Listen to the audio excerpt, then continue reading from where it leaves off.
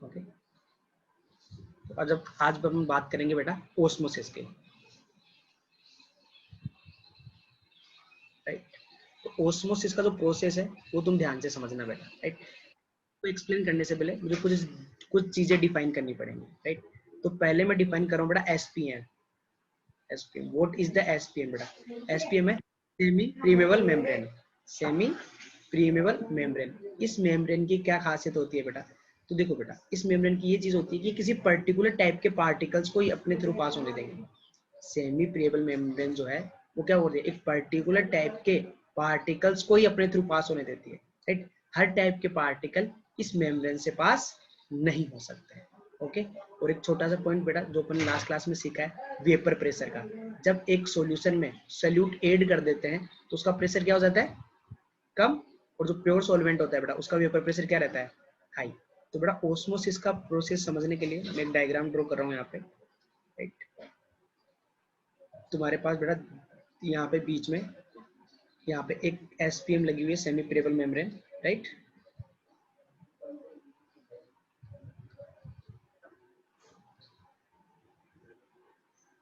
Okay, और बेटा यहाँ पे तुम्हारे पास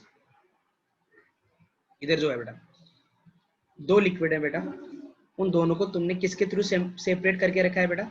सेमी प्रीमेबल मेम्ब्रेन के थ्रू सेपरेट करके रखा है, ओके। इधर है बेटा तुम्हारे पास प्योर सॉल्वेंट, राइट। और इधर है तुम्हारे पास बेटा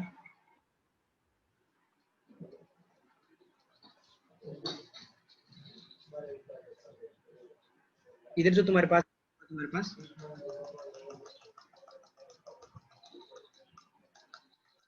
सोल्यूशन। तो सोल्यूशन में क्या होता है बेटा? सोल्यूशन का मतलब तुमने उसमें सोल्यूट भी डाल के रखा है, राइट। ये सुन लो, ओके बेटा। अब देखो बेटा जो सेमी प्रेबल मेम्ब्रेन होती है, जो सेमी प्रेबल उसके थ्रू सिर्फ सोलवेंट के पार्टिकल मूव कर सकते हैं बेटा। जो सेमी प्रेबल मेम्ब्रेन है उससे सिर्फ कौन पास हो सकता है? सिर्फ सोलवेंट पार्टिकल उससे पास हो सकते हैं। सल्यूट के पार्टिकल्स सेमी प्रेबल मेम्ब्रेन के थ्रू पास नहीं हो सकते बेटा। ध्यान से सुनना बेटा। तो तुम्हारे पास एसपीएम है, सेमी प्रेबल मेम्ब्रेन, इसके थ्रू सिर्फ सोलवेंट के पार्टिकल पास हो सकते हैं, सल्यूट के पार्टिकल इसके थ्रू फ्लो नहीं कर सकते बेटा, राइट। जनरली बेटा इसकी मेडअप होती है पर्चमेंट पेपर,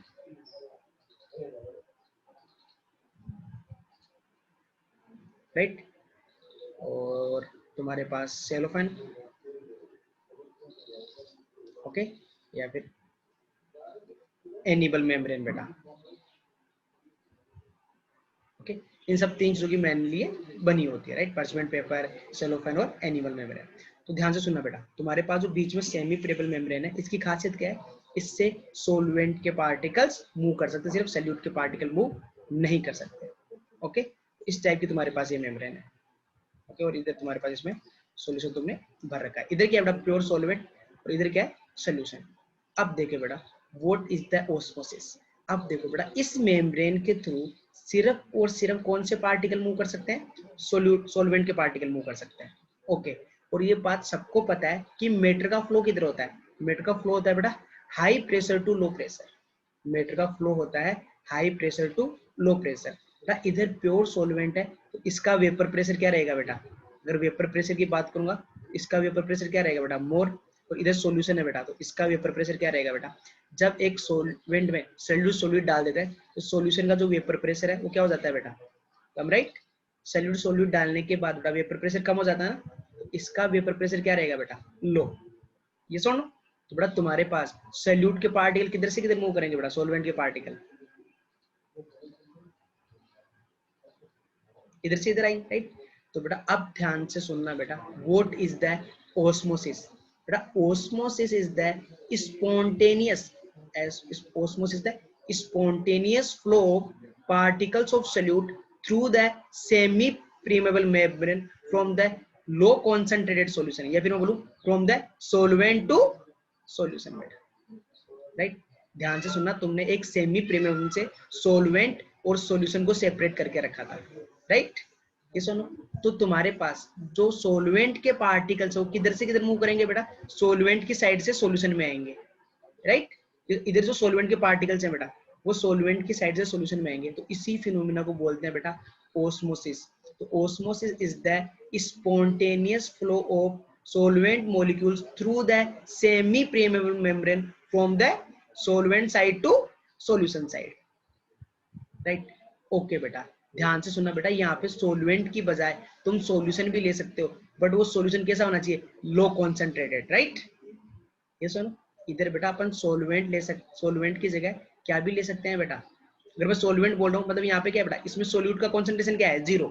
तुम इधर दूसरा सॉल्यूशन भी यूज कर सकते हो जिसमें क्या हो बेटा, सोल्यूट की कॉन्सेंट्रेशन लो होनी चाहिए। अगर सोलवेंट कम है बेटा तो उसका वेपर प्रेशर क्या रहेगा? हाई।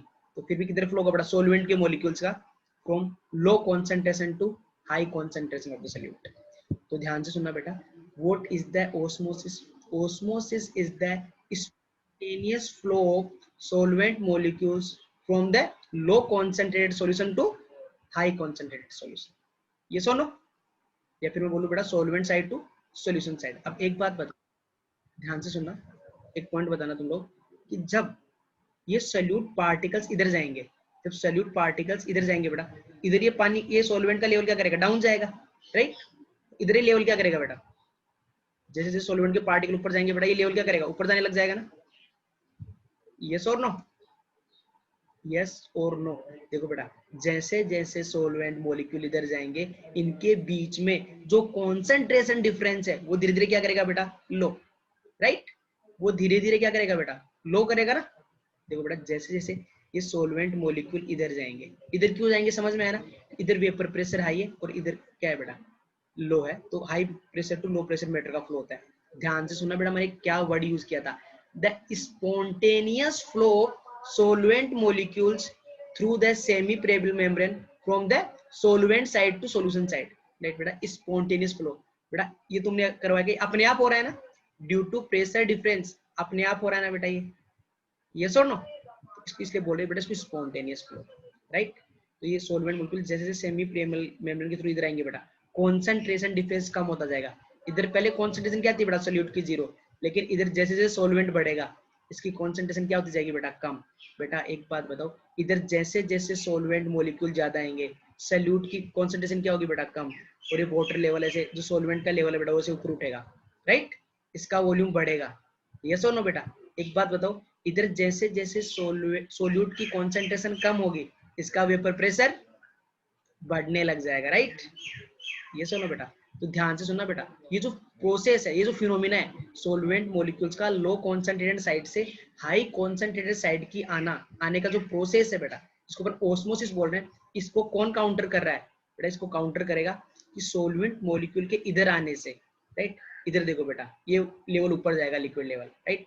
ये प्रेशर बढ़ेगा कि नहीं बढ़ेगा, राइट? या फिर डायरेक्टली समझ सकते हो, इधर सोलवेंट मॉलिक्यूल जब आएंगे बेटा, इधर क्या हो जाएगा? सोल्यूट का कॉन्सेंट्रेशन कम हो जाएगा। अपने को पता है बेटा, lowering in the vapour pressure, जितना कम सोल्यूट उतना ज्यादा वेपर प्रेशर। इस सोल्यूट डालने पे वेपर प्रेशर क्या होता है बेटा? कम होता है। तो सोल्यूट बेटा, सोल्यूट के मॉलिक्यूल जब इस साइड आएंगे तो धीरे धीरे इसका प्रेशर बढ़ेगा, राइट? ये ओस्मोसिस का प्रोसेस हो गया होगा बेटा, डाउन होने लग जाएगा। तो एक टाइम पे बेटा इतना प्रेशर जनरेट हो जाएगा इस लेवल को ऊपर जाने की वजह से, इस हाइड्रोस्टेटिक कॉलम की वजह से। इस कॉलम को क्या बोलते हैं बेटा? देखो तुम्हें पता है ना, अगर एक लिक्विड में, एक ट्यूब में h हाइट तक कोई लिक्विड भरा हुआ है तो उसका प्रोसेस क्या होता है बेटा? रो जी एच, राइट? ये सुनो, तो जैसे जैसे ये लिक्विड लेवल, देखो यहाँ पे इतना लेवल सेम था, एक लिक्विड में हॉरिजॉन्टल लेवल पे प्रेशर सेम होता है, राइट? एक लिक्विड में हॉरिजॉन्टल लेवल पे प्रेशर सेम होता है, ये सुनो। लेकिन जैसे जैसे हाइट इंक्रीज करेगा बेटा, जैसे जैसे हाइट इंक्रीज करेगा इधर प्रेशर बढ़ेगा, तो वो क्या करेगा बेटा? इस ओस्मोसिस को स्टॉप करेगा। तो सबसे पहले तो एक पॉइंट बताओ बेटा, ओस्मोसिस क्लियर है क्या? ओस्मोसिस क्या होता है बेटा? Osmosis is the spontaneous flow of solute particles through the semi permeable membrane from the solvent to क्या बेटा? सॉल्यूशन साइड, या फिर मैं क्या बोल सकता हूँ बेटा? तुम्हारे low concentration solution to high concentrated solution, right? तो बेटा इस तुम्हारे पास जो ओस्मोसिस है, net movement, osmosis the net movement of solute particles through the semi permeable membrane from low concentration solution to high concentrated solution. yes or no? कोई doubt बेटा? इसको एनकाउंटर कौन करेगा बेटा? जब सोल्यूट मॉलिक्यूल्स इधर आएंगे तो बेटा इधर प्रेशर इंक्रीज करेगा, जो इसको एनकाउंटर करता है बेटा, राइट? यस और नो?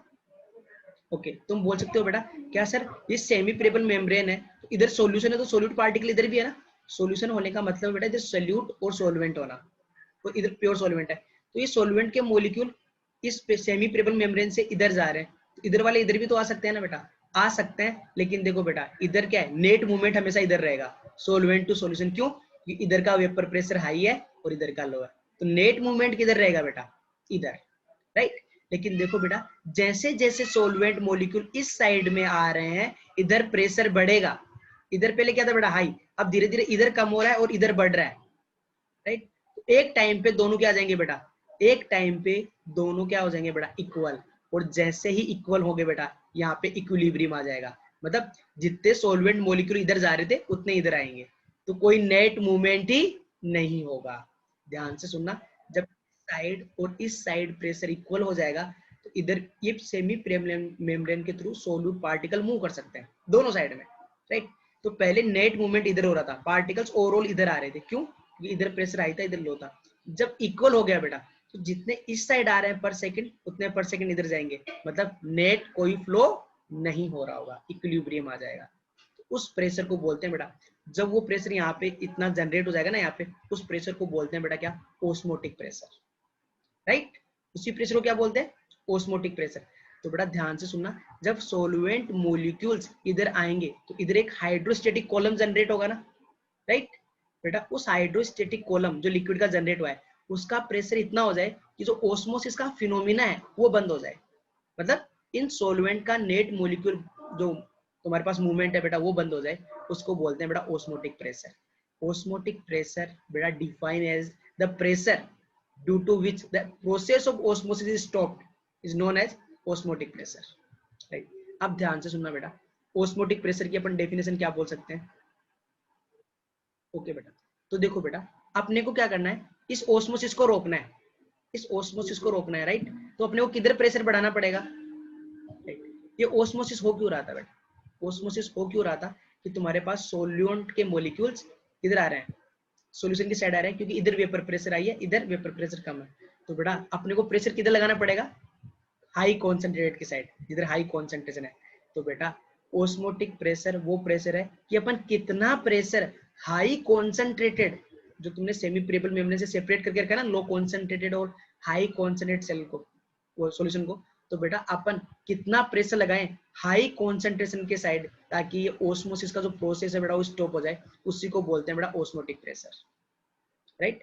अपन एक्सटर्नली कितना प्रेशर अप्लाई करें हाई कॉन्सेंट्रेटेड सॉल्यूशन पे, ताकि ओस्मोसिस का जो फिनोमिना है वो स्टॉप हो जाए, मतलब यहाँ पे जो नेट मूवमेंट है बेटा वो बंद हो जाए, उसी को बोलते हैं ओस्मोटिक प्रेशर। कोई डाउट इसमें?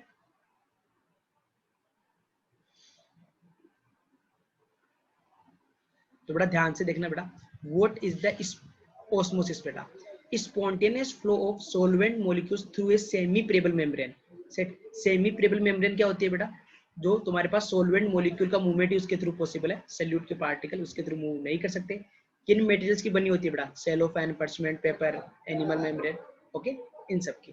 From pure solvent to solution, बेटा सोलवेंट के मॉलिक्यूल्स का मूवमेंट किधर, pure solvent to solution side, या फिर low concentrated solution to high concentrated solution, right? Pure solvent है मोर वेपर प्रेशर, सॉल्यूशन है लेस वेपर प्रेशर, तो मेटर का फ्लो किधर होता है बेटा, high pressure to low pressure, तो ये अपने आप मूवमेंट होगा इधर, नेट मूवमेंट, तो इसलिए इसको बोलते हैं बेटा spontaneous flow, right?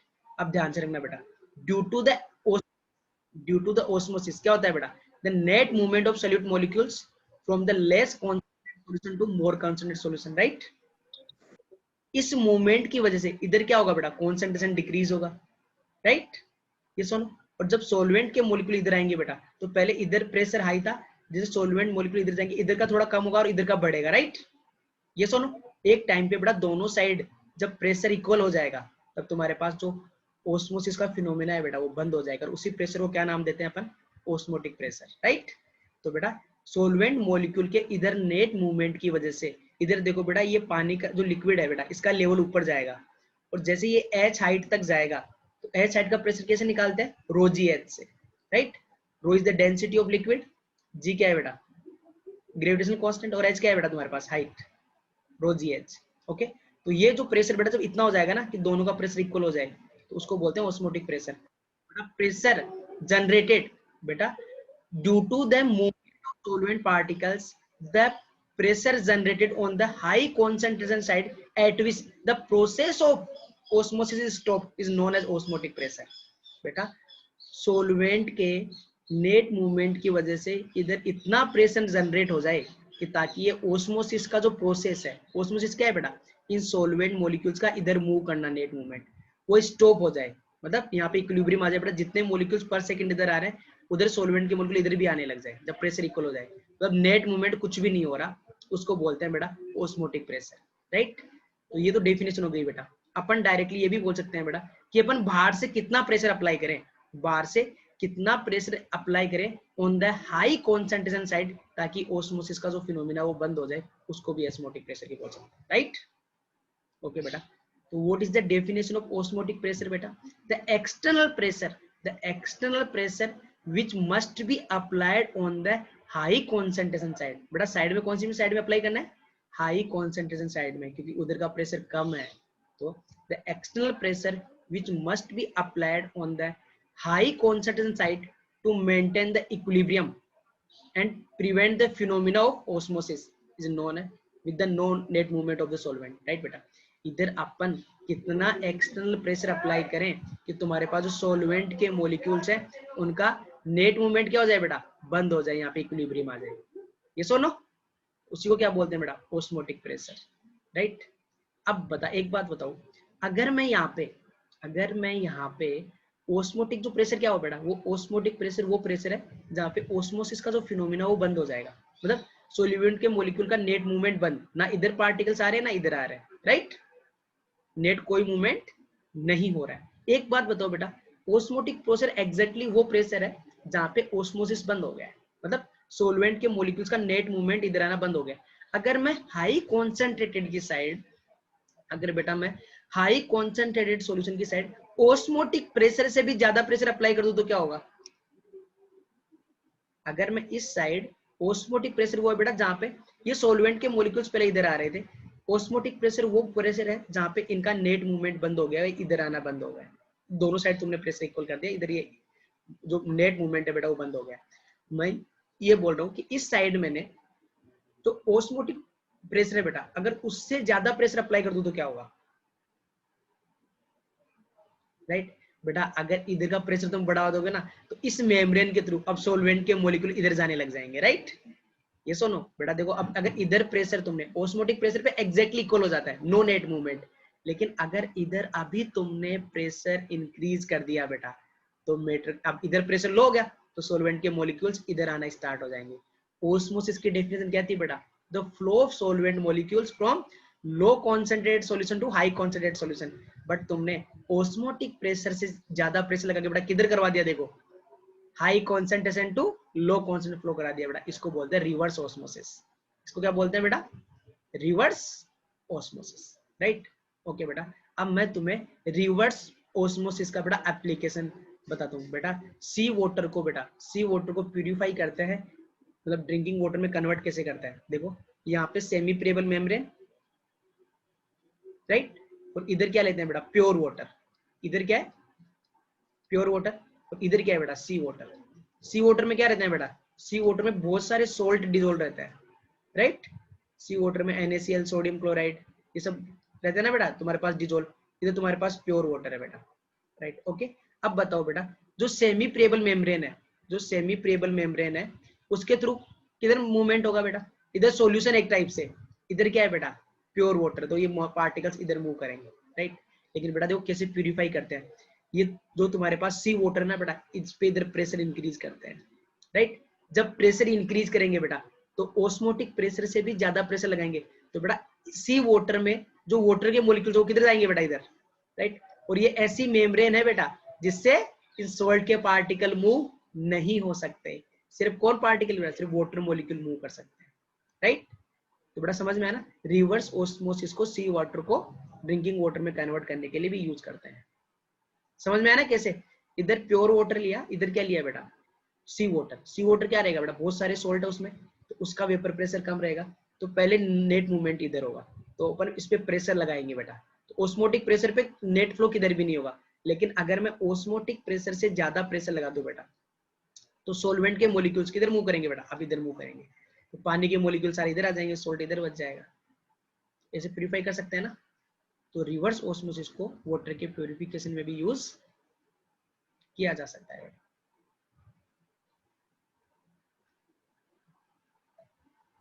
Right, okay, ये पढ़ो बेटा। if the pressure if the applied external pressure is more than osmotic pressure, then the solvent particles will start flowing in the opposite direction बेटा, तो उसको क्या बोलते हैं, रिवर्स ऑस्मोसिस। Right, okay. तो देखो बेटा, समझ में आया ना ओस्मोटिक प्रेशर क्या है बेटा। सोलवेंट का जो नेट मूवमेंट इधर हो रहा था उसको स्टॉप करने के लिए इधर जितना एक्सटर्नली जितना प्रेशर लगाना पड़ेगा उसको बोलते हैं बेटा ओस्मोटिक प्रेशर। राइट, ये तुम्हारे पास एक बुक की डेफिनेशन है, लेकिन इस डेफिनेशन को अपन बहुत अच्छे से समझ सकते हैं। कैसे कि देखो, जब ये सोलवेंट के मॉलिक्यूल्स इधर आएंगे तो इधर जो लिक्विड है उसका लेवल ऊपर जाएगा। राइट, तो यहाँ पे एक लिक्विड का कॉलम बन जाएगा जिसकी एच हाइट होगी। उसकी वजह से वो क्या करेगा, धीरे धीरे इसकी हाइट बढ़ती रहेगी, मतलब इधर प्रेशर बढ़ता रहेगा। राइट, तो बेटा इधर एक हाइड्रोस्टैटिक कॉलम क्रिएट होगा जिसकी वजह से प्रेशर क्या होगा बेटा, इंक्रीज होगा। राइट, तो जब ये वाला प्रेशर इधर दोनों साइड प्रेशर इक्वल हो जाएगा, मतलब ये ओस्मोसिस का फिनोमेना जो बंद हो जाएगा उसको बोलते हैं ओस्मोटिक प्रेशर। तो मैंने इसको समझाने के लिए बेटा यहाँ पे लिखा है the hydrostatic pressure built up on the solution which just stop the osmosis. Alternatively, it may be defined as the pressure which must be applied to the concentrated solution in order to stop the osmosis. Right? जो column create हुआ है इतना column बन जाए कि वो osmosis का phenomena बंद हो जाए, उसको भी ऑस्मोसिस प्रोसेस ऑस्मोटिक प्रेशर बोलते हैं बेटा। या अलग से कैसे भी डिफाइन कर सकते हो बेटा कि हाई कॉन्सेंट्रेटेड सॉल्यूशन की साइड अपन कितना प्रेशर अप्लाई करें ताकि तुम्हारे पास जो ऑस्मोसिस का जो फिनोमेना है बेटा वो स्टॉप हो जाए। सोलवेंट मॉलिक्यूल्स का जो नेट मूवमेंट है जो लो कॉन्सेंट्रेशन से हाई कॉन्सेंट्रेशन की तरफ हो रहा है वो स्टॉप हो जाए, उसको बोलते हैं ऑस्मोटिक प्रेशर बेटा। राइट, यहां तक कोई डाउट है तुमको?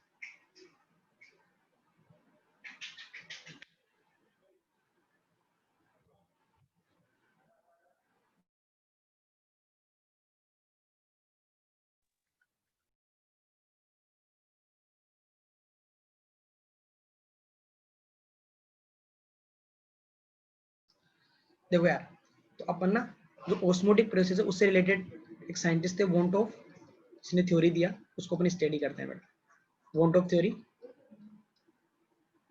क्या बोलती है बेटा थ्योरी?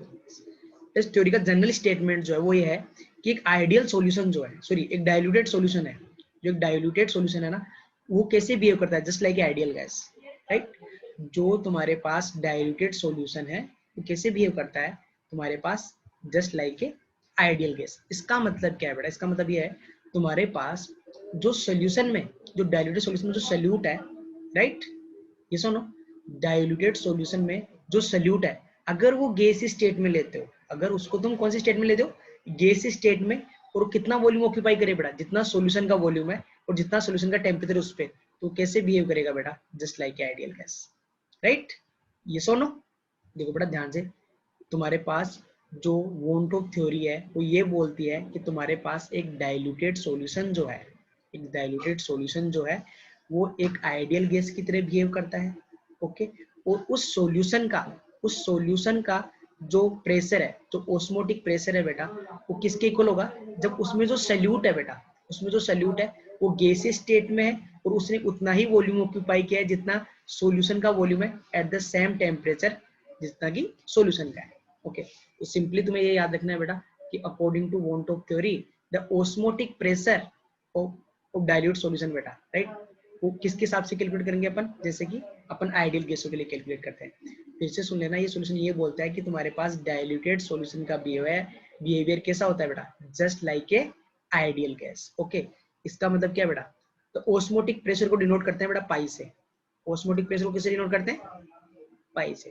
बेटा pi is directly proportional to the क्या बेटा, तुम्हारे पास टेम्परेचर, राइट। देखो बेटा, आइडियल गैस इक्वेशन में अपने 4 लॉ पढ़े थे ना, Boyle's law, Charles law, right, Avogadro's law, ये सब पढ़े थे कि नहीं पढ़े थे? वहां पे क्या क्या इक्वेशन आई थी, P डायरेक्टली प्रोपोर्शनल टू क्या बेटा, temperature, P directly proportional to V, Boyle's law, ये चार्ल्स लॉ है तुम्हारे पास, P डायरेक्टली प्रोपोर्शनल टू क्या बेटा, नंबर ऑफ मोल्स, राइट। अब इन तीनों को मर्ज कर देंगे तो तुम्हारे पास क्या आएगा बताओ बेटा, P, बताओ इन तीनों को, इन चारों को मर्ज कर दो तो तुम्हारे पास क्या बनेगा, P directly proportional to n T upon V। और इसको बेटा सोल्व करते हैं, डायरेक्टली प्रोपोर्शनल साइन का कांस्टेंट आता है तो क्या आता है, P equal to nRT by V, तो PV equal to nRT। Equation आता है कि नहीं आता बेटा, राइट, आइडियल गैस के लिए यही किया था ना बेटा अपन ने, वो तो तुम्हारे पास गैसियस लो थे, उनको कंबाइन करके अपन ने PV इक्वल टू nRT बनाया था। ओके, वॉन्ट ऑफ क्या बोलता है बेटा, एक डाइल्यूटेड सॉल्यूशन जो है वो भी कैसे बिहेव करेगा बेटा, एज ए आइडियल गैस। तो बेटा इसी थ्योरी का यूज करके अपन जो सॉल्यूशन है उसका ऑस्मोटिक प्रेशर कैलकुलेट करेंगे। तो ऑस्मोटिक प्रेशर किससे डिनोट करते हैं बेटा, T से, सॉरी पाई से, तो किसके डायरेक्टली प्रोपोर्शनल हो गया, T से। Pi is inversely proportional to V, right, pi directly proportional to moles of क्या बेटा, सॉल्यूट, राइट, ये सो नो। ओके, तीनों को मर्ज करो क्या आता है, तो पाई इक्वल टू क्या हो जाएगा, directly proportional n into T by V, right.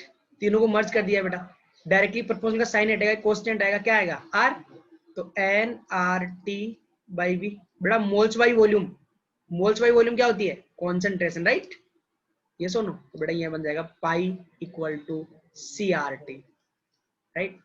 What is the pi, pi is the osmotic pressure, what is pi, osmotic pressure. What is C बेटा, कॉन्सेंट्रेशन, मोल पर लीटर मतलब क्या है बेटा, ये molarity, मोल per litre है ना बेटा, मतलब क्या है, मोलरिटी। R क्या है बेटा तुम्हारे पास, universal gas constant. And what is T बेटा, T is the absolute temperature, absolute temperature का मतलब टेम्परेचर इन केल्विन बेटा। तुम्हारे पास फॉर्मूला आ गया pi equal to CRT, osmotic pressure का। समझ में आया कैसे आया, कौन सी थ्योरी का यूज करके आया, according to van't Hoff theory जो डाइल्यूटेड सॉल्यूशन है वो as a ideal gas behave करते हैं। इस थ्योरी का यूज करके अपन ने ऑस्मोटिक प्रेशर का जो है फॉर्मूला बना लिया, pi equal to CRT, just like ideal gases बेटा। ये सॉल्व नो, इसमें कोई डाउट,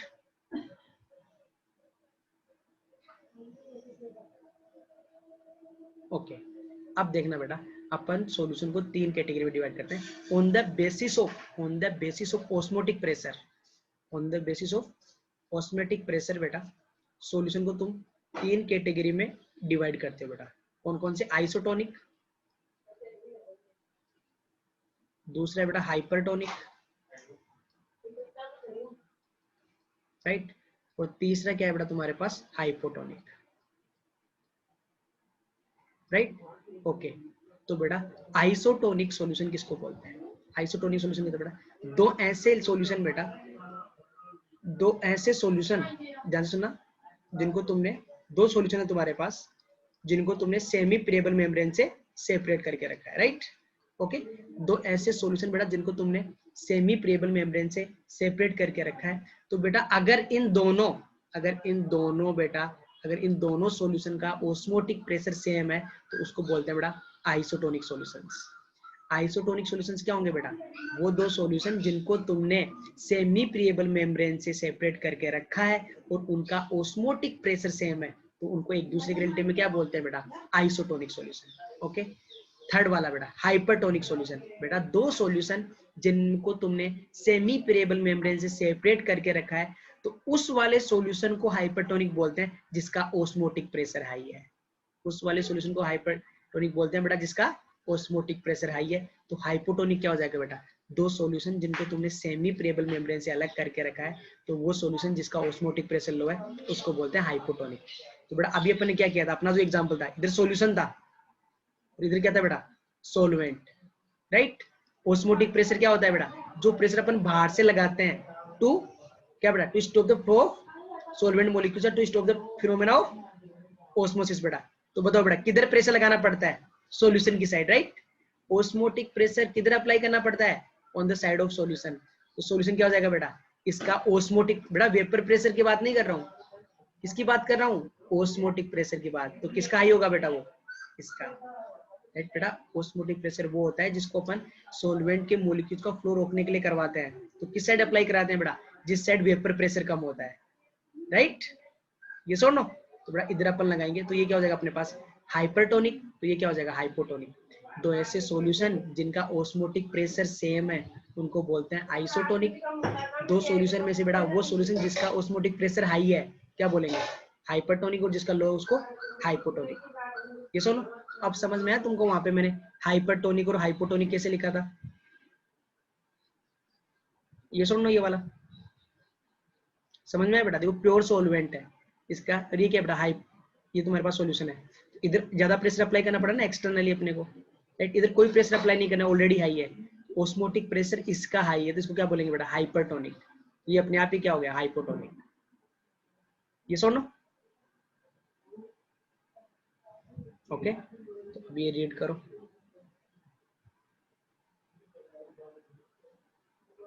तो डाउट है तो बताओ।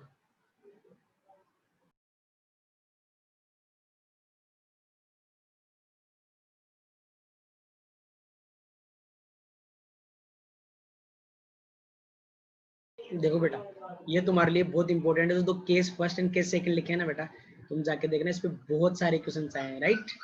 ओके, ऑस्मोटिक प्रेशर का जो कैलकुलेशन है वो direct PV equal to nRT जैसा है, तो मैं अभी वो नहीं करवा रहा हूँ उसके न्यूमेरिकल। तो जब भी मेरे को एक एक्स्ट्रा फैक्टर इंट्रोड्यूस करना है उसके बाद तुम टेंशन ना लो, ऑस्मोटिक प्रेशर के अपन बहुत सारे एग्जाम्पल सोल्व करने वाला है, कम से कम 10 to 12 एग्जाम्पल से बेटा, only on the osmotic pressure. तो ये अपन सोल्व करेंगे, लेकिन उसके लिए अपने को थोड़ा एक दो कंसेप्ट और सीख ले ताकि अच्छे लेवल की क्वेश्चन सोल्व कर पाए, उसके बाद करते हैं बेटा। तो देखो तुम्हारे पास, अपने को पता है कि तुम्हारे पास एक सॉल्यूशन है, एक सॉल्यूशन है उसमें एक ही सोल्यूट है, तो उसके मोल है Na और उसका वॉल्यूम है बेटा कितना, V है, राइट। तुम्हारे पास सॉल्यूशन का वॉल्यूम कितना है बेटा, V, उसमें सोल्यूट के N मोल प्रेजेंट है, तो उसका ऑस्मोटिक प्रेशर तुम निकाल दोगे कैसे बेटा, पाई इक्वल टू, क्या फॉर्मूला क्या होता है, CRT, राइट। R तुम्हें गैस कांस्टेंट है, T तुम्हें गिवन होगा, C कैसे निकालोगे बेटा, मोल्स बाई वॉल्यूम। लेकिन बेटा अगर तुम्हें एक सॉल्यूशन में दो सोल्यूट गिवन है, राइट, एक सॉल्यूशन में दो सोल्यूट गिवन है, राइट, तो उसका ऑस्मोटिक प्रेशर अपन कैसे निकालेंगे। तो बेटा अगर एक सॉल्यूशन में दो सोल्यूट गिवन है तो उसका जो रिजल्टेंट है, बेटा वो कैसे आएगा, तुम्हारे पास दोनों सोल्यूट के वेपर प्रेशर को, ऑस्मोटिक प्रेशर को क्या कर दो बेटा, ऐड कर दो, राइट। तो बेटा एक ही सॉल्यूशन में अगर दो सोल्यूट है तो दोनों के ऑस्मोटिक प्रेशर को ऐड कर दो बेटा, क्या, पाई ए प्लस पाई बी।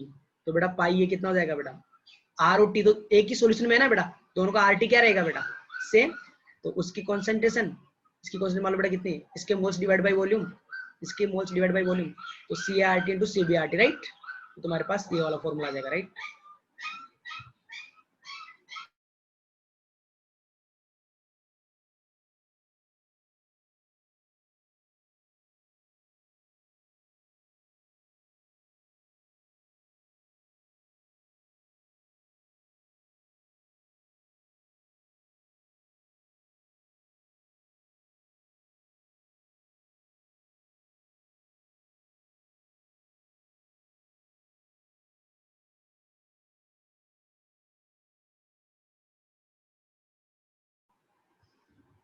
समझा तुमको ये, अगर एक ही सॉल्यूशन में दो सोल्यूट है बेटा तो कुछ नहीं करना, सिंपली उनके जो ऑस्मोटिक प्रेशर है उनको डायरेक्टली ऐड कर देना है, पाई A plus pi B, right.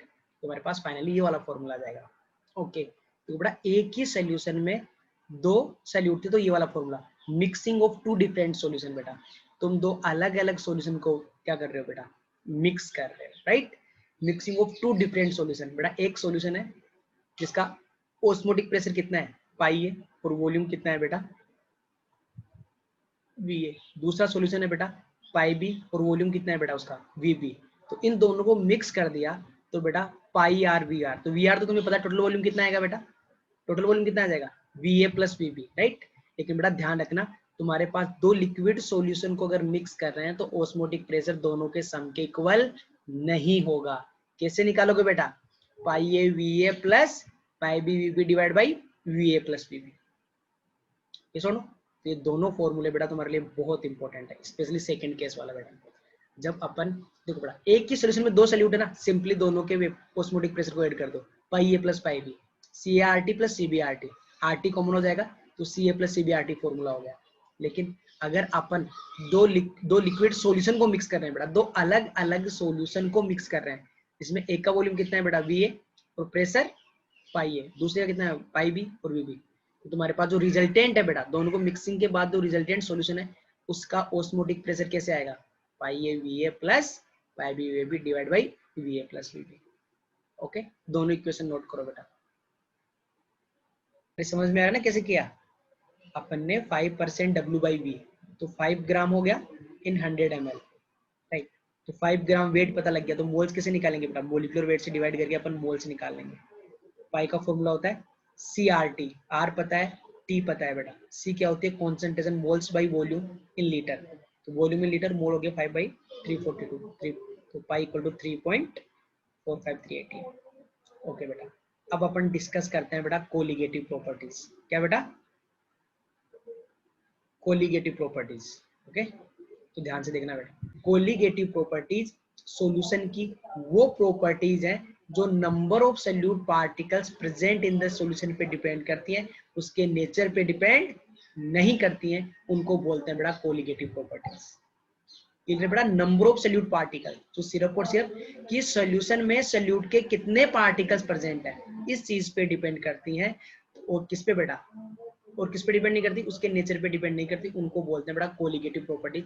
तुम्हारे पास कोलिगेटिव प्रॉपर्टीज कौन कौन सी है बेटा, मैंने बस तुम्हें उस टाइम ये नहीं बताया था ये कोलिगेटिव प्रॉपर्टीज है, मैंने सारी कोलिगेटिव प्रॉपर्टीज तुम्हें ऑलरेडी पढ़ा दी, राइट। एनसीईआरटी में बेटा पहले कोलिगेटिव प्रॉपर्टी डिफाइन किया है और फिर उनको एक एक करके एक्सप्लेन किया है, तो उस टाइम डेफिनेशन को समझना थोड़ा डिफिकल्ट जाता है, लेकिन अभी तुम्हें समझ में आएगा बेटा। देखो कोलिगेटिव प्रॉपर्टीज क्या है बेटा, जो नंबर ऑफ सॉल्यूट पार्टिकल्स पे डिपेंड करती हैं उनको बोलते हैं कोलिगेटिव प्रॉपर्टीज, राइट।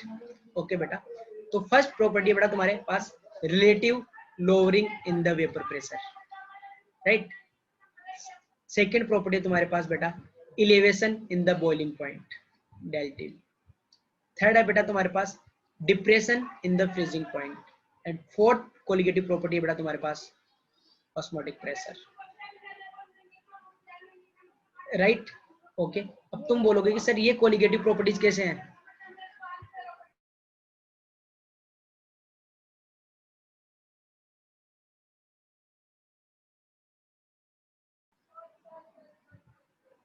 देखो यार, relative lowering in the vapour pressure, elevation in the boiling point, ये कैसे है, देखो बेटा ये कैसे है कोलिगेटिव प्रॉपर्टी, वो अपने को समझना है। कोलिगेटिव प्रॉपर्टी का मतलब है सॉल्यूशन की वो प्रॉपर्टीज जो नंबर ऑफ सॉल्यूट पार्टिकल्स पे डिपेंड करती हैं, उनको अपन क्या बोलते हैं बेटा कोलिगेटिव प्रॉपर्टीज, सॉल्यूट पार्टिकल के नेचर पे डिपेंड नहीं करती। देखो बेटा relative lowering the vapour pressure del T B upon P naught, क्या फॉर्मूला था इसका, mole fraction of solute, right बेटा। तो जितने ज्यादा सॉल्यूट पार्टिकल्स उतने ज्यादा उसके मोल्स, उतने ज्यादा उसका मोल फ्रैक्शन। तो देखो बेटा जितने ज्यादा सॉल्यूट पार्टिकल होंगे उतनी ज्यादा relative lowering in the vapour pressure होगी, right. Del T B formula क्या था बेटा, क्या था तुम्हारे पास के B into M, molality, right. और मोलिलिटी क्या होती है बताओ, number of moles divide by mass of solvent in KG. बेटा सॉल्यूट के पार्टिकल्स ज्यादा हैं, जितने ज्यादा सॉल्यूट के पार्टिकल्स ज्यादा होंगे उतनी ज्यादा मोलिलिटी, राइट। बेटा मोलिलिटी होती है तुम्हारे पास number of moles of solute, right, divide by weight of solvent in KG. ये सुनो बेटा, तो सॉल्यूट के पार्टिकल्स ज्यादा हैं, इसका मतलब नंबर ऑफ मोल्स ज्यादा है, कि नंबर ऑफ मोल्स का क्या फॉर्मूला होता है बेटा, number of particles divide by N. Okay, तो देखो बेटा ये डायरेक्टली किस पे डिपेंड कर रहा है, total number of solute particles पे। Del TP freezing lowering in the freezing बेटा, फ्रीजिंग पॉइंट, राइट। बताओ क्या होगा, depression in the freezing point का formula del T F equal to K F into M. ये सुनो, जितने ज्यादा अगर सोल्यूट पार्टिकल, जितना ज्यादा सोल्यूट पार्टिकल डालोगे बेटा सॉल्यूशन का फ्रीजिंग पॉइंट उतना ज्यादा डिक्रीज करेगा, राइट। ये सुनो, कम सोल्यूट डालोगे फ्रीजिंग पॉइंट में डिक्रीज कम आएगा, राइट। दो लिक्विड है बेटा, लिक्विड में तुम्हारे पास सोलवेंट में सॉलिड सोल्यूट ऐड करने के बाद उसका बॉइलिंग पॉइंट बढ़ जाता है, जितना ज्यादा सोल्यूट डालोगे उतना ज्यादा बॉइलिंग पॉइंट में इंक्रीज आएगा, यस और नो। तो नंबर ऑफ सोल्यूट पार्टिकल पे डिपेंड कर रहा है बेटा, right. Osmotic pressure directly pi equal to CRT, right, and concentration क्या हो जाएगा बेटा, moles by volume into RT। जितने ज्यादा सोल्यूट के पार्टिकल्स उतने ज्यादा ऑस्मोटिक प्रेशर, राइट। समझ में आया बेटा। कोलिगेटिव प्रॉपर्टी वो प्रॉपर्टीज होती हैं जो सिर्फ किस पे डिपेंड करती हैं बेटा, नंबर ऑफ सोल्यूट पार्टिकल्स पे, वो सोल्यूट के नेचर पे डिपेंड नहीं करती हैं, उनको बोलते हैं बेटा अपन कोलिगेटिव प्रॉपर्टीज। एग्जांपल क्या क्या होता है, relative lowering in the vapour pressure, elevation in the boiling point, depression in the freezing point and osmotic pressure. कैसे होती है वो समझ में आया बेटा, सब देखो बेटा नंबर ऑफ सोल्यूट पार्टिकल्स पे डिपेंड कर रही है, यस और नो। इसलिए इन प्रॉपर्टीज को बोलते हैं बेटा कोलिगेटिव प्रॉपर्टीज। अब एक पॉइंट ध्यान से सुनना बेटा, बॉइलिंग पॉइंट, फ्रीजिंग पॉइंट और वेपर प्रेशर तीनों ही कोलिगेटिव प्रॉपर्टी नहीं है। Vapour pressure, boiling point and freezing point तीनों कोलिगेटिव प्रॉपर्टी नहीं है। कोलिगेटिव प्रॉपर्टी क्या है, lowering in the vapour pressure, elevation in the boiling point and depression in the freezing point. ये तुम्हारे पास बेटा कोलिगेटिव प्रॉपर्टी है। बॉइलिंग पॉइंट, फ्रीजिंग पॉइंट और वेपर प्रेशर ये कोलिगेटिव प्रॉपर्टी नहीं है, बट बेटा osmotic pressure is the colligative property. देखो बेटा ऑस्मोटिक प्रेशर डायरेक्टली क्या है, colligative property, but boiling point, freezing point and vapour pressure ये तीनों कोलिगेटिव प्रॉपर्टी नहीं है बेटा। कोलिगेटिव प्रॉपर्टी क्या है, elevation in the boiling point, depression in the freezing point, relative lowering in the vapour pressure, ये तुम्हारे पास कोलिगेटिव प्रॉपर्टीज हैं। बॉइलिंग पॉइंट, फ्रीजिंग पॉइंट और वेपर प्रेशर ये तीनों कोलिगेटिव प्रॉपर्टी नहीं है बेटा, ये वाली क्वांटिटीज कोलिगेटिव प्रॉपर्टी है। बट ऑस्मोटिक प्रेशर बेटा क्या है, ऑस्मोटिक प्रेशर कोलिगेटिव प्रॉपर्टी है। समझ में आया बेटा पॉइंट क्या बोलना चाह रहा हूँ, कंफ्यूज नहीं होना है। बॉइलिंग पॉइंट कोलिगेटिव प्रॉपर्टी नहीं है, elevation in the boiling point colligative property है, राइट, यस और नो। ओके बेटा, तुमने 4 कोलिगेटिव प्रॉपर्टीज पढ़ी बेटा, इनमें तुम सबसे ज्यादा एक्यूरेसी के साथ किसको मेजर कर सकते हैं बेटा, ऑस्मोटिक प्रेशर को। बेटा ये जितनी भी कोलिगेटिव प्रॉपर्टीज हैं उनमें से एक्यूरेटली हाई एक्यूरेसी के साथ ऑस्मोटिक प्रेशर को मेजर किया जा सकता है। इसीलिए बेटा जो ऑस्मोटिक प्रेशर है उसको यूज करते हैं to calculate the molecular mass of higher proteins. बेटा जो हाई मोलिकुलर मास के प्रोटीन्स है उनका मोलिकुलर मास कैलकुलेट करने के लिए ऑस्मोटिक प्रेशर को यूज करते हैं। देखो बेटा मोलिकुलर मास कैसे कैलकुलेट करोगे, pi equal to CRT, pi equal to CRT बेटा, राइट। पाई तुम्हें पता हो जाए, सी क्या होता है, number of moles divide by volume into RT। Moles को क्या लिख सकते हो बेटा अपन, weight upon molar mass V into RT, right. तो ये तुम्हारे वाले पास ये वाला फॉर्मूला हो गया बेटा, ये सुनो। तो यहाँ से तुम मोलिकुलर मास ऑफ प्रोटीन निकाल सकते हो ऑस्मोटिक प्रेशर से। बेटा जितनी भी कोलिगेटिव प्रॉपर्टीज है अपन सबका यूज करके मोलिकुलर वेट निकाल सकते हैं, क्योंकि हर में मोलिकुलर वेट आएगा हर फॉर्मूले में, राइट, कि सब में मोल्स आ रहे हैं तो मोलिकुलर वेट तो अपने आप ही आ गया। तो जितने भी कोलिगेटिव प्रॉपर्टीज हैं उनका यूज करके तुम मोलिकुलर वेट कैलकुलेट कर सकते हो बेटा सोल्यूट का। बट बेटा अपन किसका यूज करते हैं, ऑस्मोटिक प्रेशर का, क्योंकि इसको मेजर किया जाता है विद द हाई, इसको बहुत हाई एक्यूरेसी के साथ मेजर किया जा सकता है, इसलिए अपने को ये मोलिकुलर वेट की सही वैल्यू देगा। तो what is the best colligative property to measure the molecular weight of solute, osmotic pressure, right. Okay, तो बेटा इसके कुछ जो जितनी भी कोलिगेटिव प्रॉपर्टीज है उनके कुछ एक्सपेरिमेंटल मेथड है जो साइंटिस्ट ने डिफाइन किए हैं, तो उनके मेजरमेंट के लिए तो वो अपन देखते हैं बेटा। एक बार ये सब पढ़ो पॉइंट, यहाँ से कोई डाउट है तो बताओ मेरे को। ये पढ़ो बेटा यहाँ से कोलिगेटिव प्रॉपर्टीज की डेफिनेशन वगैरह, बट समझना तो उसको भी है ना बेटा। ओके, ये वाला नोट पढ़ना ध्यान से जो इधर लिखा है, ये वाला नोट बहुत इंपॉर्टेंट है। ओके, जेई में पूछा हुआ है बेटा, ये पूछा था बेटा which of the following property is the colligative property. Option थे boiling point, freezing point, vapour pressure, right. ठीक है, या ओलो एक ना दो कंबाइन थे, बॉइलिंग पॉइंट, फ्रीजिंग पॉइंट, और वेपर प्रेशर, ऑस्मोटिक प्रेशर, और तुम्हारे पास ऑल ऑफ दीज। तो बड़ा बच्चों ने आंख बंद करके ऑल ऑफ दीज पे टिक किया। करेक्ट ऑप्शन क्या आएगा? Only osmotic pressure. और बाकी सब जो टोटल 4 है, लेकिन वो क्या है? Elevation in the boiling point, depression in the freezing point, ये सब। ओके बेटा, कोलिगेटिव प्रॉपर्टीज को मेजर करने के लिए कुछ एक्सपेरिमेंटल मेथड्स हैं, उनके तुम्हें नाम याद रखने हैं बेटा, राइट। इनका प्रोसेस का जो प्रोसेस कैसा है बेटा, उसका मैकेनिज्म क्या है, वो अपने सिलेबस में नहीं है। ओके, तो बस तुम रिलेटिव लोअरिंग को मेजर करने का क्या क्या है बेटा? Ostwald Walker process.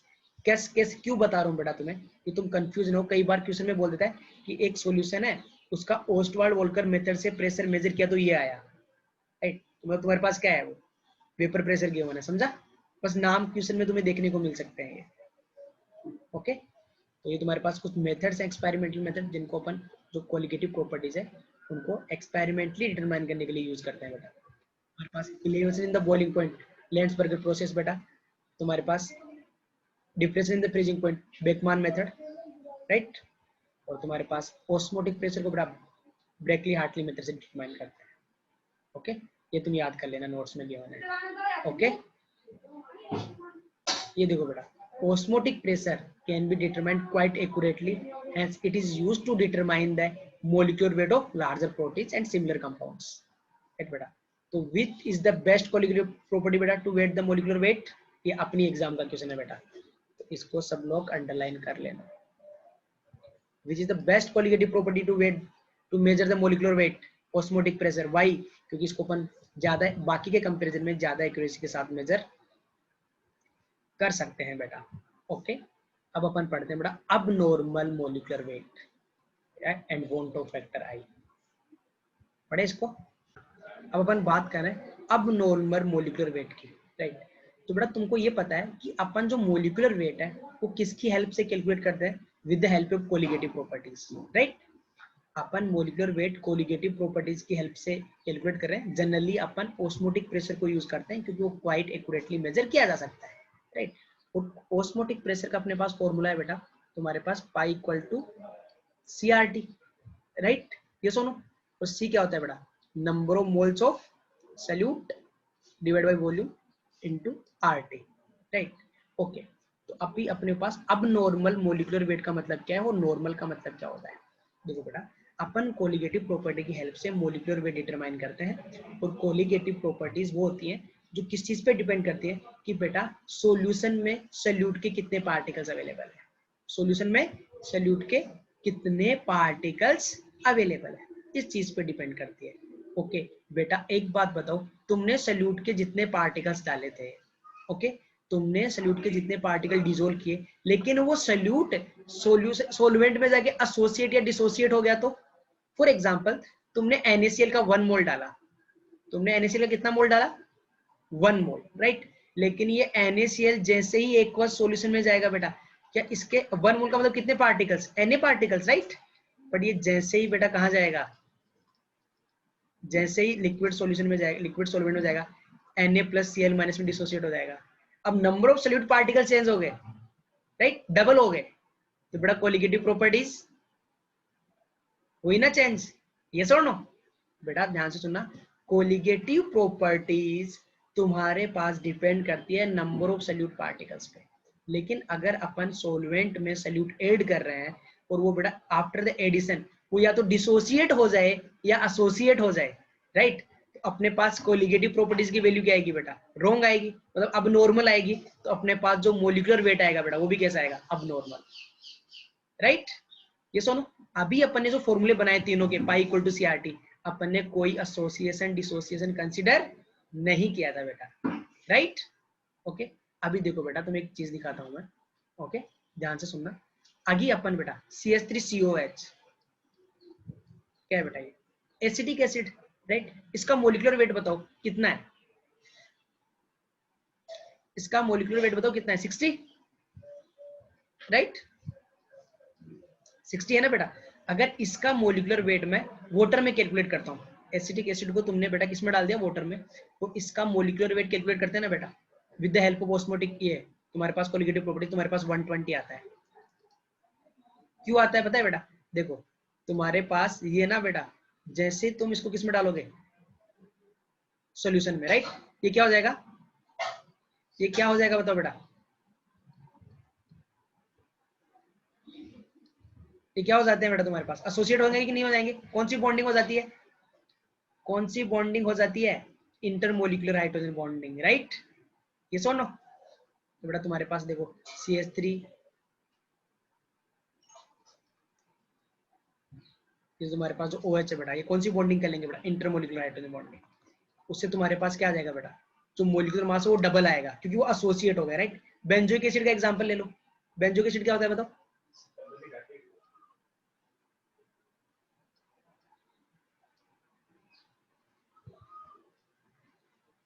राइट? ये बेंजीन,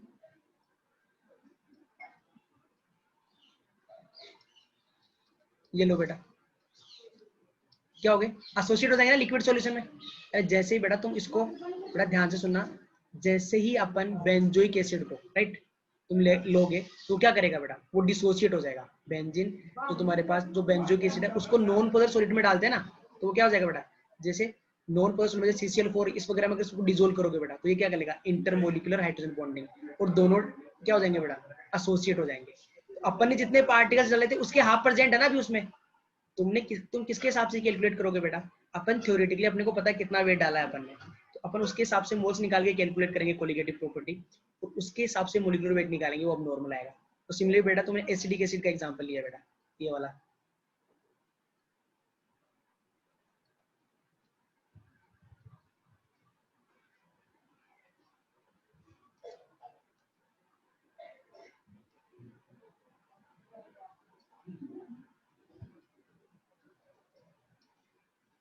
तो यार देखो बेटा, ये वाली इंटरमोलिकुलर हाइड्रोजन बॉन्डिंग, राइट?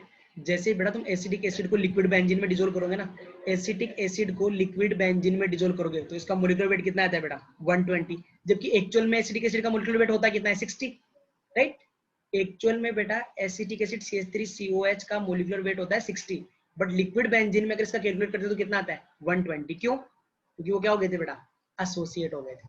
ध्यान से सुनना बेटा, अपन कोलिगेटिव प्रॉपर्टीज का यूज करके मोलिकुलर वेट कैलकुलेट करते हैं, right?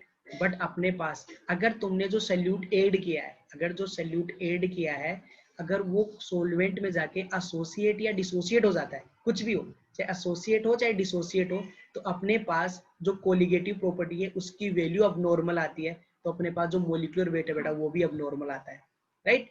For example acetic acid को जब लिक्विड बेंजीन में डिसोल्व करके अपन क्या निकालते हैं उसका मोलिकुलर वेट, तो उसका 120 आता है, जबकि एक्चुअल में उसका होता है कितना बेटा? 60, राइट? क्यों आया 120? क्योंकि वो क्या हो गए थे बेटा? एसोसिएट हो गए थे। तो एसोसिएशन और डिसोसिएशन के केस में कोलिगेटिव प्रॉपर्टीज कैसी आती है बेटा? अब नॉर्मल, राइट? तो बेटा अब नॉर्मल केस में कोलिगेटिव प्रॉपर्टीज को कैसे कैलकुलेट करेंगे? अगर एसोसिएशन डिसोसिएशन नहीं हुआ है तो del TB upon P equal to क्या होता है बेटा? Mole fraction of solute, okay? Del TB equal to हो जाएगा बेटा KB into M, del TF KF into M, right? और बेटा क्या? Osmotic pressure CRT। ये फॉर्मूले अपने पास डायरेक्टली लगा देंगे। अगर एसोसिएशन डिसोसिएशन नहीं हुआ है मतलब नॉर्मल केस है, राइट? ओके, तब अपन ये वाले फॉर्मूले यूज कर सकते हैं। लेकिन बेटा अगर तुम्हारे पास जो सल्यूट है वो सोलवेंट में जाके एसोसिएट या डिसोसिएट हो गया बेटा, तो क्या ये वाले फॉर्मूले यूज कर सकते हैं? क्या ये वाले फॉर्मूले यूज किए जा सकते हैं क्या बेटा? नहीं, क्योंकि अगर सोल्यूट तुम्हारे पास एसोसिएट या डिसोसिएट हो गया तो कोलिगेटिव प्रॉपर्टीज के क्या आते हैं बेटा? रिजल्ट्स अब नॉर्मल आते हैं। तो बेटा कोलिगेटिव प्रॉपर्टीज को मैं दो केस में डिवाइड कर रहा हूं, नॉर्मल एंड अब नॉर्मल। नॉर्मल का मतलब बेटा without association and dissociation of solute, right? अब नॉर्मल रिजल्ट्स कब आएंगे बेटा? अब नॉर्मल रिजल्ट्स कब आएंगे? व्हेन डिसोसिएशन और एसोसिएशन टेक प्लेस, राइट, समझ में आया बेटा। तो कोलिगेटिव प्रॉपर्टी के ये वाले फॉर्मूले कभी यूज करने बेटा जब तुम्हारे पास कोई एसोसिएशन डिसोसिएशन नहीं हो रहा। लेकिन अगर तुम्हारे पास सोल्यूट का डिसोसिएशन या फिर एसोसिएशन हो गया है तो बेटा तुम्हारे पास कोलिगेटिव प्रॉपर्टी है, उसके अबनॉर्मल रिजल्ट्स आएंगे। तब अपन कोलिगेटिव प्रॉपर्टीज को कैसे कैलकुलेट करेंगे। तो बेटा to deal with the abnormal cases, to deal with the abnormal cases मतलब जहाँ पे सोल्यूट का एसोसिएशन और डिसोसिएशन होगा बेटा। वॉन होप ने एक फैक्टर इंट्रोड्यूस किया, वॉन होप ने एक फैक्टर इंट्रोड्यूस किया बेटा जिसको बोलते हैं वॉन होप फैक्टर आई।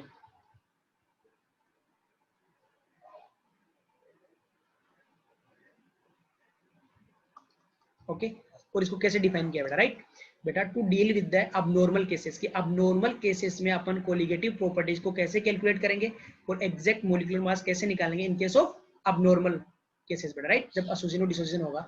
तो उसके लिए वॉन होप ने क्या इंट्रोड्यूस किया बेटा, वॉन होप फैक्टर आई। और आई को कैसे डिफाइन किया बेटा, van't Hoff factor i is equal to the total number of solute particles present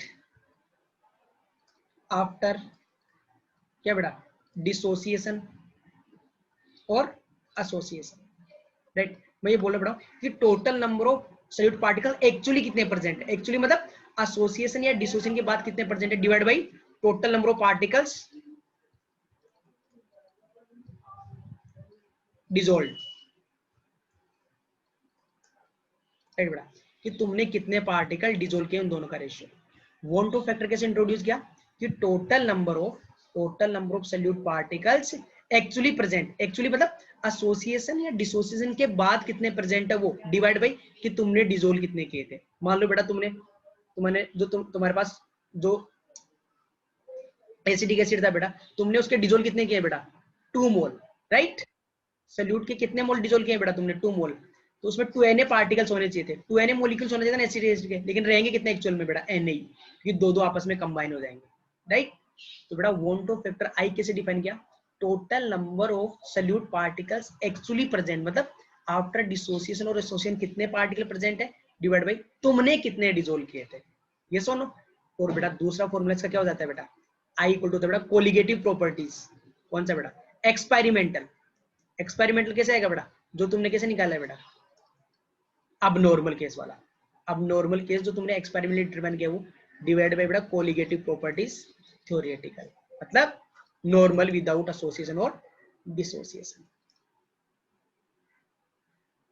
ये सुनो दूसरा फॉर्मूला क्या होगा बेटा वॉन टू फैक्टर आएगा colligative properties experimental minus experimental divide by बेटा थ्योरेटिकल, ओके। या फिर एक्सपेरिमेंट मतलब क्या बेटा अबनॉर्मल जो आया है तुम्हारे पास, तो abnormal divide by normal, okay. एक और होता है बेटा देखो colligative properties are directly proportional to the molality. ये सुनो जितनी भी कोलिगेटिव प्रॉपर्टीज है वो मोलिलिटी के डायरेक्टली प्रोपोर्शनल है, मतलब नंबर ऑफ मोल्स के डायरेक्टली प्रोपोर्शनल है, मैं ये बोल सकता हूँ, राइट। ये सुनो तो बेटा तुम्हारे पास I इक्वल टू आई जगह मोलिलिटी कौन सी बेटा एक्सपेरिमेंटल, और एक जो अपने पास जो फॉर्मूले है जनरल उनसे अपन निकालेंगे बेटा मोलिलिटी थ्योरेटिकल। अब बताओ बेटा मोलिलिटी के लिए कभी फॉर्मूला नहीं पूछेगा तुम्हें, मोलिकुलर वेट दे देगा, तो बेटा molality inversely proportional to the molecular weight, right. Molality molecular weight के इनवर्सली प्रोपोर्शनल होगी ना बेटा, तो मोलिकुलर वेट क्या आएगा बताओ बेटा, मोलिकुलर वेट क्या हो जाएगा थ्योरेटिकल अपॉन एक्सपेरिमेंटल। क्लियर है सबको बेटा, सबको क्लियर है क्या। तो बेटा अबनॉर्मल केसेस कब आते हैं, since the colligative properties depends upon the number of solute particles in the some cases बेटा where the solute dissociate or associate in the solution। तो बेटा जब तुम्हारे पास solute या associate या dissociate हो जाएगा तो तुम्हारे पास abnormal results आएंगे। तो कोलिगेटिव प्रॉपर्टीज को नॉर्मल और अबनॉर्मल में दो कैटेगरी में डिवाइड कर दिया बेटा। नॉर्मल वाला क्या, जब कोई डिसोसिएशन एसोसिएशन नहीं हुआ, मतलब जो पढ़ा है अपन ने वो वैलिड होगा। लेकिन जब एसोसिएशन और डिसोसिएशन हो गया बेटा तब अपन क्या इंट्रोड्यूस करेंगे इन, जब अगर सोल्यूट डिसोसिएट या एसोसिएट हो गया तो बोलते हैं अबनॉर्मल कोलिगेटिव प्रॉपर्टीज। तो वहां पे बेटा वॉन टू फैक्टर ने अबनॉर्मल केसेस में कैलकुलेशन के लिए एक फैक्टर इंट्रोड्यूस किया आई, जिसको बोलते हैं वॉन टू फैक्टर। क्या फॉर्मूला होता है आई का, number of solute particles actually present मतलब एसोसिएशन डिसोसिएशन के बाद कितने प्रेजेंट है डिवाइड बाय तुमने कितने पार्टिकल डिसोल्व किए हैं, राइट। दूसरा क्या बड़ा colligate observe colligative property divide by theoretical. Theoretical जो अपन अपने फॉर्मूले से कैलकुलेट करके निकालेंगे और एक्सपेरिमेंटल अपने को गिवन होगी बेटा, राइट। ओके जैसे बेटा तुम्हें elevation in the boiling point given है, मान लो कितना गिवन है बेटा x गिवन है और अपने हिसाब से कितना आ रहा है बेटा y। ओके तो I कितना हो जाएगा x अपॉन y, समझा ना। एक्सपेरिमेंटली तुम्हें elevation in the boiling point कितना गिवन था बेटा x और y अपने थ्योरी के हिसाब से निकाला, तो I कितना हो जाएगा x अपॉन y। ये सुनो तो अपन बोल सकते हैं तो तुम्हारे पास कोलिगेटिव प्रॉपर्टी भी क्या होता है मोलिकुलरिटी के डायरेक्टली प्रोपोर्शनल, तो मोलिकुलर वेट के क्या हो जाएगा बेटा मोलिकुलर वेट के इनवर्सली प्रोपोर्शनल। तो ये तुम्हारे पास कोलिगेटिव प्रॉपर्टी अब नॉर्मल डिवाइड बाय नॉर्मल, या मैं क्या बोल सकता हूँ बेटा ऑब्जर्व अपॉन थ्योरेटिकल, लेकिन मोलिकुलर वेट क्या आएगा बेटा थ्योरेटिकल अपॉन ऑब्जर्व। क्या इसमें कोई डाउट है बेटा तुमको? ठीक है मेनली बेटा अपन ये दो चीजें यूज करते ये होता है abnormal bond factor equal to colligative property abnormal upon normal, और क्या बेटा molecular weight theoretical upon observed experiment. और एक ये बेटा total number of solid particles present actually present divide by dissolve particles. सबको क्लियर है बेटा ये, राइट। तो बेटा जब तुम्हें आई पता लग जाए ना तो एसोसिएशन और डिसोसिएशन के केस में बेटा जब एसोसिएशन और डिसोसिएशन के केस में ना तुम्हारे पास कोई ज्यादा फर्क नहीं आएगा बेटा। अगर तुम्हारे पास जो अब नॉर्मल केसेस में del P upon P naught क्या आएगा बेटा van't factor into mole fraction of solute, यहाँ पे सबके मल्टीपल में क्या आ जाएगा बेटा वन टू फैक्टर सिंपली बस, राइट। अगर एसोसिएशन डिसोसिएशन नहीं हो रहा है तो आई की वैल्यू कितनी हो जाती है बेटा वन, देखो ऊपर वाले सारे इक्वेशन आ गए, राइट। ये सुन लो अगर बेटा एसोसिएशन डिसोसिएशन नहीं हो रहा है तो आई की वैल्यू वन पुट कर देंगे, और अगर एसोसिएशन और डिसोसिएशन हो रहा है तो आई की वैल्यू अपन कैलकुलेट करके निकालेंगे। और कैसे कैलकुलेट करते हैं वो भी अपन ने सीख लिया है, number of solute particles actually present divide by total number of particle dissolved, या फिर क्या बेटा colligative property observed upon theoretical, या फिर molecular weight theoretical upon observed. ये तीन केसेस है बेटा जिनको यूज करके अपन आई कैलकुलेट करके यहाँ पे पुट कर देंगे तो अपन एसोसिएशन और डिसोसिएशन के लिए भी कोलिगेटिव प्रॉपर्टीज कैलकुलेट कर सकते हैं। तो बेटा जब एसोसिएशन और डिसोसिएशन होगा तो अपने फॉर्मूले में क्या चेंज आएगा बेटा सबके मल्टीपल में वन टू फैक्टर आ जाएगा बस, और कोई चेंजेस नहीं आएंगे बेटा। देखो तुम्हारे पास अगर नॉन इलेक्ट्रोलाइट है बेटा, नॉन इलेक्ट्रोलाइट मतलब what is the meaning of non electrolyte बेटा, जिसका एसोसिएशन डिसोसिएशन कुछ नहीं होगा, तो आई की वैल्यू कितनी लेंगे बेटा one, right. Sucrose glucose urea बेटा क्या ग्लूकोज को पानी में डालने के कंबाइन होता है, किसका ऑडियो होने यार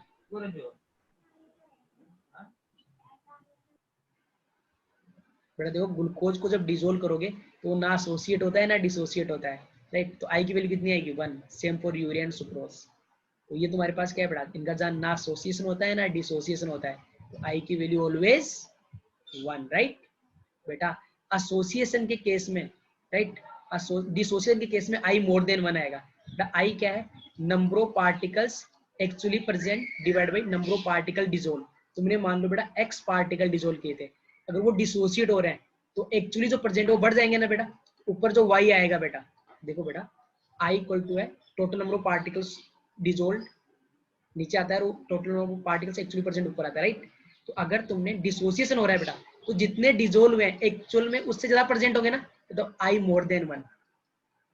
फिर से सुनना बेटा आई क्या होता है total number of particles actually present divide by total number of particle dissolve. तो बेटा जो एक्चुअली प्रेजेंट पार्टिकल है तो अगर डिसोसिएशन हो रहा है वो ज्यादा रहेंगे ना, फिर डिसोसिएट होकर पार्टिकल ज्यादा हो गए तो आई क्या आएगा बेटा मोर देन वन।